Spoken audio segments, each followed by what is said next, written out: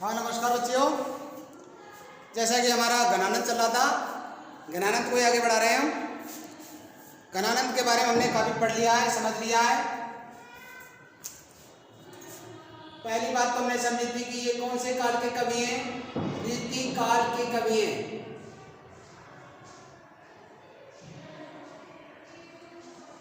कौन से काल के कवि हैं? रीति काल के कवि हैं। इसके बाद में पढ़ा हमने प्रेम की पीर। प्रेम की पीर के कवि हैं। और विरह के कवि माने जाते हैं। विरह के कवि माने जाते हैं। गणानंद के बारे में हमने समझ लिया है कि गणानंद दिल्ली में मोहम्मद शाह रंगीले, कौन थे? मोहम्मद शाह रंगीले। मोहम्मद शाह रंगीले के दरबार में रहते थे और वहीं पर इनको सुजान नामक वेश्या से क्या हुआ था? प्रेम हुआ था। प्रेमिका कौन थी? प्रेमिका का नाम है सुजान। ये रंगीले के दरबार में रहते थे और इनकी प्रेमिका का क्या नाम था? सुजान। और सुजान के कारण ही इन्हें देश निकाला हुआ, इन्हें राज्य से निष्कासित किया गया, राज्य से बाहर निकाला गया। लेकिन अनहोनी घटना ये हुई कि जब गणानंद ने सुजान से अपने साथ में चलने के लिए कहा कि भाई सुजान तुम भी हमारे साथ चलो, तो इनकी प्रेमिका सुजान ने इनसे मना कर दिया और कह दिया कि देश निकाला तुम्हारा हुआ है, राज्य से निष्कासित तुम्हें किया गया है, ना कि हमें। इसलिए देश का निकाला तुम्हें होने के कारण तुम्हें ही देश छोड़ करके जाना होगा। और ये गए और गणानंद वृंदावन में आकर के रहने लगे। कहाँ रहने लगे? वृंदावन में आकर रहने लगे।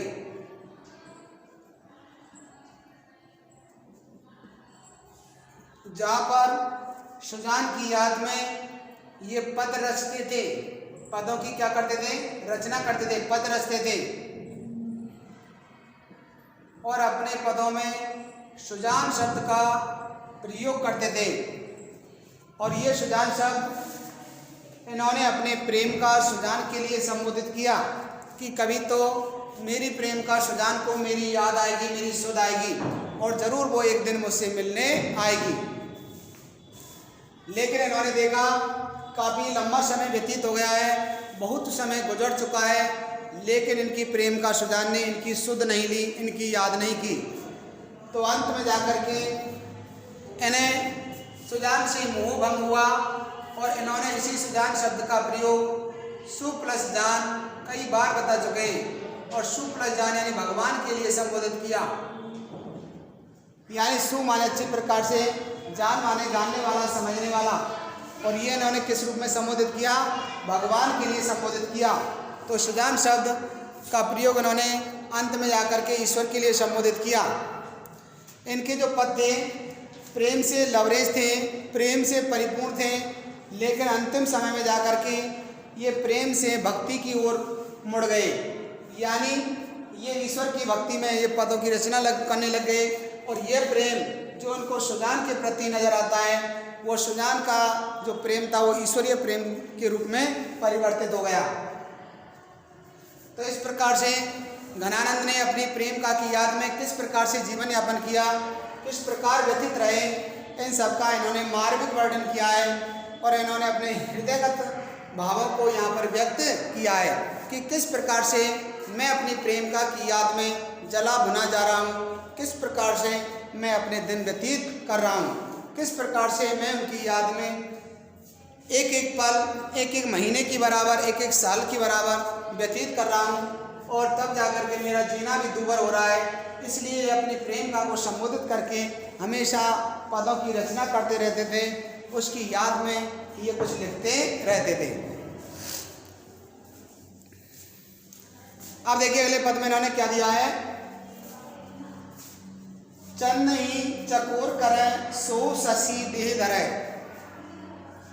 मनसा ररे एक देख बेकु रहे दोए। ज्ञान होते आगे जाकी पद भी परम ऊंची।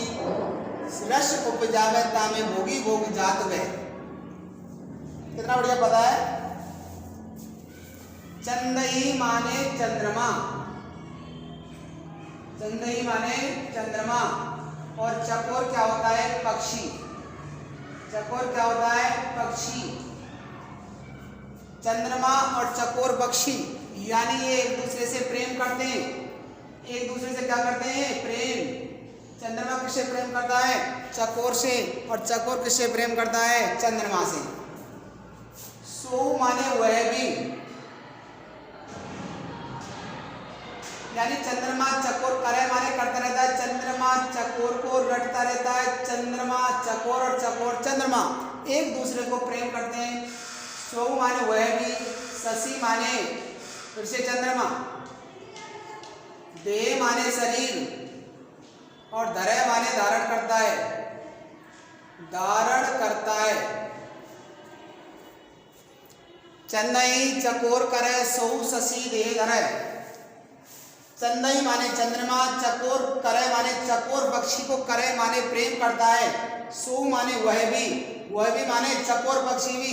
शशि माने चंद्रमा से, शशि माने चंद्रमा, देह धरे माने शरीर धारण कर लेते हैं। देखो ये हो गया चंद्रमा। क्या हो गया? चंद्रमा।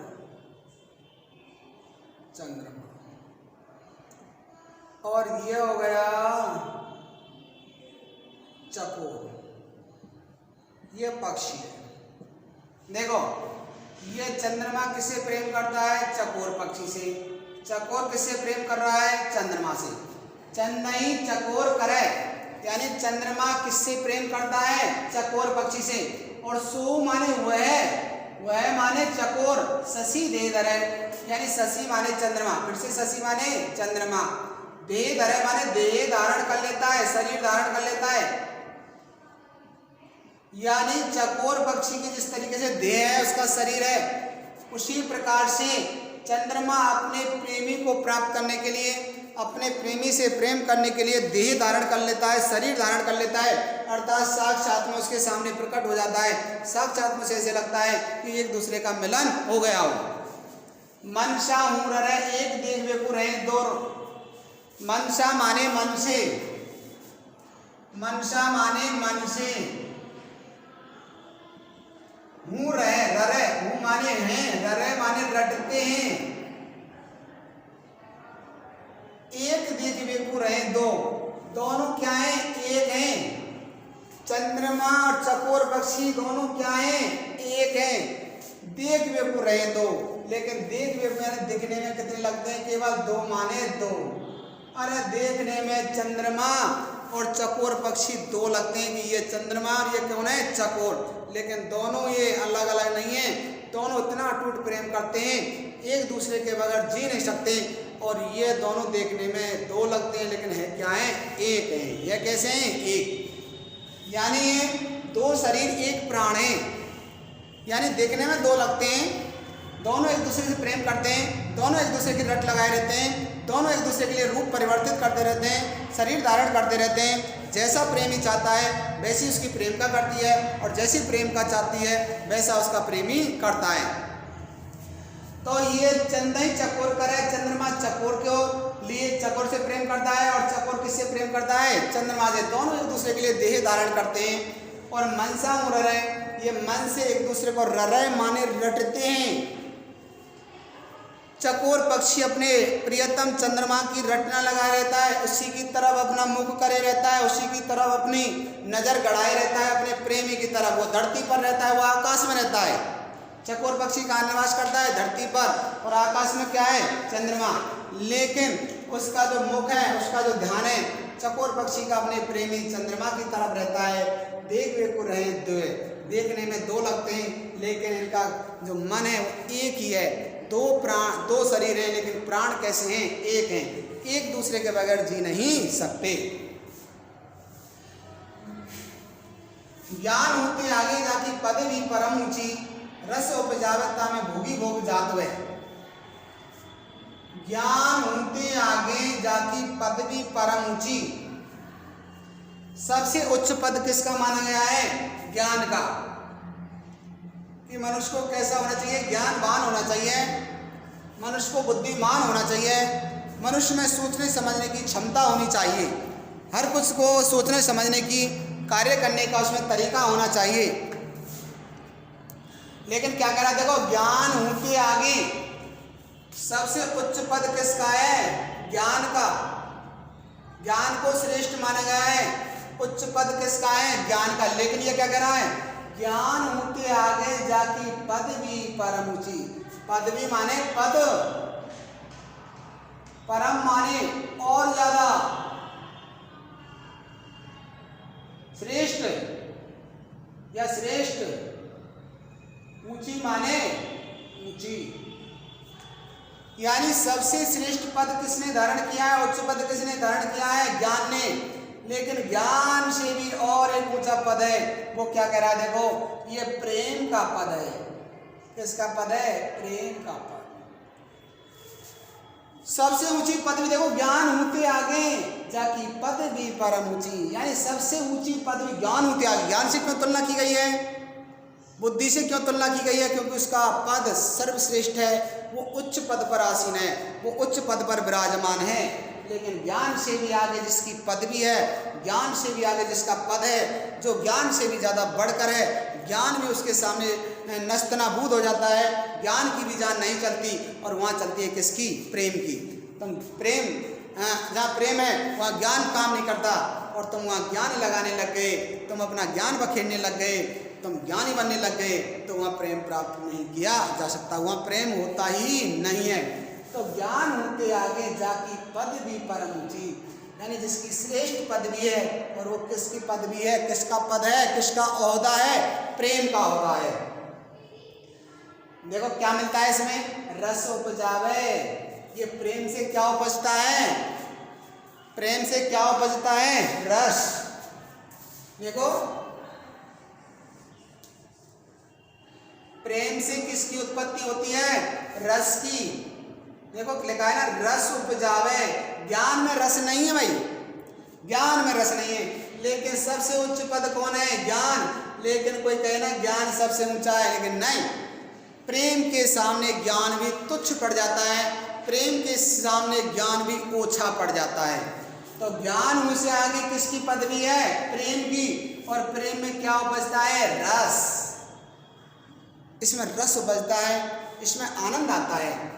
भोगी भोग जात गए, और जो रस को भोगने वाले हैं, भोगने वाले कौन है? प्रेमी और प्रेम का, प्रेमी और प्रेम का। देखो, रस उपजावे तामे भोगी भोग जात गए, और उसमें रस में भोगी कौन है? भोगी यानी प्रेमी और प्रेम का, जो रस का क्या करते हैं? भोग करते हैं, रस का क्या लेते हैं? आनंद लेते हैं। और जात गए माने गल जाते हैं। प्रेमी और प्रेम का इसमें क्या हो जाते हैं? गल जाते हैं, समा जाते हैं, समा जाते हैं, लीन हो जाते हैं। प्रेमी और प्रेम का इस रस में क्या हो जाते हैं? लीन हो जाते हैं, खो जाते हैं, समा जाते हैं। तो ज्ञान होते आगे जाके पदवी परम ऊंची। यानी सबसे उच्च पद ज्ञान का है, लेकिन ज्ञान से ऊंचा प्रेम का पद है। इस प्रेम में होता क्या है? रस उपजावे। उत्पत्ति किसकी होती है? रस की। तामे भोगी भोग, यानी जो भोग करने वाले जो भोगी हैं, और भोगी कौन है? यहाँ प्रेमी और प्रेम का, जिस रस का भोग कर रहे हैं, जिस रस का आनंद ले रहे हैं, वह जात वह माने इसमें समा जाते हैं, लीन हो जाते हैं, खो जाते हैं। प्रेम तभी होता है जब प्रेमी और प्रेम का एक दूसरे में खो जाते हैं, लीन हो जाते हैं, तन्मय हो जाते हैं, एक दूसरे में किसी प्रकार का कोई भेदभाव नहीं रहता, वो दोनों मिलकर के क्या हो जाते हैं? एक हो जाते हैं। तो भाई ये सबसे उच्च पद किसका? ज्ञान का। ज्ञान से ऊंचा किसका? प्रेम का। क्योंकि प्रेम में क्या होता है? रस, और इसमें प्रेमी और प्रेम का एक दूसरे में लीन हो जाते हैं।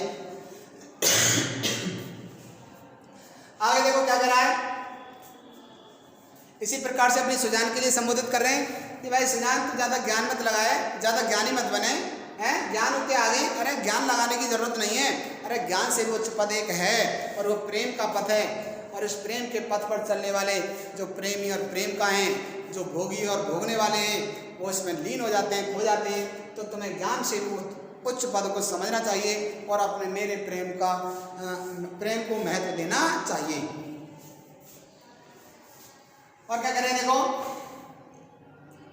जान घन आनंद अनोखी ये प्रेम पंथ, भूले ते चलत रहे सुध के थकित वे। जान माने जानने वाले, घनानंद कवि जी कह रहे हैं जो समझदार हैं, जो प्रेम के रास्ते को जानते हैं, समझते हैं प्रेम क्या चीज होती है। अनोखी यह प्रेम पंथ, अनोखी अनोखा यह प्रेम पंथ, अनोखा यह प्रेम पंथ। अनोखा माने ये, अनोखा माने निराला, आश्चर्यचकित करने वाला, सबसे हटकर अनोखा। यह प्रेम पंथ, ये प्रेम माने प्रेम का, पंथ माने रास्ता। ये इस प्रेम के रास्ते को जानने वाले कौन है? घनानंद जी कह रहे हैं मैं जान घनानंद अनोखा यह प्रेम पंथ, ये प्रेम का जो रास्ता है बड़ा अनोखा है, बड़ा निराला है, ये सबसे हटकर है। इस रास्ते पर कौन चलेगा? इस रास्ते पर वही चल सकता है जो ये सोचो जैसे तलवार की धार पर चलना, तलवार की नोक पर चलना। निश्चित इस प्रेम के रास्ते पर चलने पर अनेकों मुसीबतें आएंगी, अनेकों बाधाएं आएंगी, अनेकों रुकावटें आएंगी, लेकिन प्रेम के रास्ते पर चलने वाला मनुष्य इन सब बाधाओं को दूर करता हुआ, इन सब की अड़चनों को मिटाता हुआ वो एक दिन अपने प्रेमी को प्राप्त कर ही लेता है। तो अनोखा ये प्रेम का रास्ता है। भूले ते चलत रहे सुध के थकित वे, भूले ते चलत रहे यानी वो भूले से भूल जाते हैं, सब कुछ खो जाते हैं। भूलना माने खो जाना, सब कुछ भूल जाते हैं, उन्हें कुछ याद नहीं रहता कि मैं कहाँ जा रहा हूँ, मैं क्या कर रहा हूँ। तो भूले ते चलत रहे, तो भूल से चले ही जा रहे हैं, चले ही जा रहे हैं, उस रास्ते पर आगे बढ़े ही जा रहे हैं। सुध के थकित रहे, और जब उन्हें सुध माने याद आती है तो थकित माने क्या हो जाते हैं? थक जाते हैं।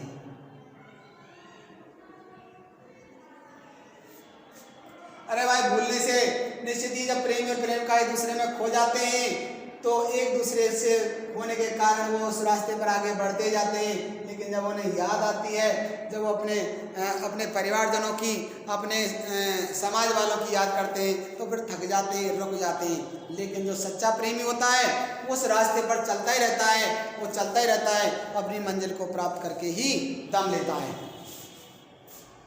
तो ये अनोखा प्रेम का रास्ता है। इस प्रेम को भूलने से ही चला जा सकता है। सब कुछ छोड़ना पड़ेगा, सब कुछ त्यागना पड़ेगा। यदि तुम हर बात को याद करोगे, हर सामाजिक प्रपंच में फंसोगे तो तुम इस रास्ते पर चल ही नहीं सकते। बुरो जन मानो जो ना जानो कहूँ सीख ले, रस ना के छाले परे प्यारे नहीं नाम छे। कितनी बढ़िया बात है। बुरो जिन मानो जो ना जानो कहूँ सीख ले, बुरो जिन मानो यानी जिन्होंने मेरी बात का क्या माना है? बुरा। बुरो जिन मानो जो ना जानो, जो नहीं जानते, जो माने जो, ना माने नहीं, जानो माने जानते, कहूँ माने कहीं भी, सीख ले, वो थोड़ा सीख लो, वो थोड़ा सीख ले लो भाई, ज्ञान ले लो थोड़ा यार, मैं क्या कहना चाहता हूँ। तो बुरो जिन मानो जो ना जानो, जो नहीं जानते, जो इस प्रेम के रास्ते पर चलना नहीं सीखते, नहीं जानते, वो बुरा मानते हैं। लेकिन थोड़ा सीख लो, सीख लो माने थोड़ा सीख लो, मैं क्या कह रहा हूँ। तो बुरो जिन मानो जो ना जानो, जो नहीं जानते, इस रास्ते पर चलना नहीं जानते, वो क्या मानते हैं? बुरा मानते हैं कि ये क्या कहने लग रहे हैं, क्या बक रहे हैं। लेकिन सीख लो, कुछ सीख लो। रसना के छाले परे प्यारे नहीं नाम छे। मैं अपनी प्रेम का से कह रहा है, रसना माने जीव, रसना माने जीव के क्या पड़ गए? छाले, फपोले पड़ गए भाई। रसना के छाले पड़े किसके कारण? प्यारे नहीं नाम से। प्यारे माने मेरे प्यारे, और यहाँ प्यारे किसके लिए दिया है? श्याम।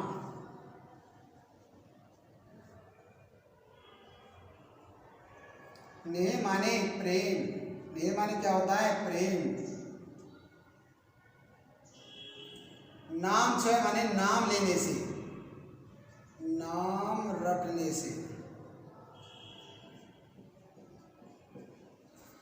रसना के छाले पड़े प्यारे नहीं नाम से। मेरी रसना माने जीव में छाले पड़ गए, फपोले पड़ गए। बार बार सुजान का नाम स्मरण कर रहा हूँ, बार बार सुजान को याद कर रहा हूँ, बार बार सुजान का नाम ले रहा हूँ, प्यारे ने नाम जो, क्योंकि अपने प्रियतम से मैं क्या करता हूँ, नेह माने प्रेम, और उसका नाम रखने से मेरे जीवन में क्या पड़ गए, छाले पड़ गए।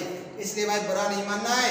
अरे बुरा वही मानेंगे जो इस प्रेम के रास्ते पर कभी चले नहीं हैं, जिन्होंने कभी प्रेम को समझा नहीं, वही का मेरा बुरा मान सकते हैं। लेकिन भाई सीख लो, प्रेम के रास्ते पर चलने वालों, तुम समझ लो कि मेरी क्या दशा हो रही है। अपनी प्रेम का सुजान से कह रहा है कि तुम बुरा मत मानो, मैं क्या कह रहा हूँ, कुछ सीख लो मेरे से। सरसना के छाले परे प्यारे ने नाम जो, अरे प्रियतमा तुम्हारे नाम रखने से, बार बार तुम्हारा नाम लेने से मेरी रचना माने जीव में क्या पड़ गए हैं, छाले पड़ गए हैं। धन्यवाद बच्चों।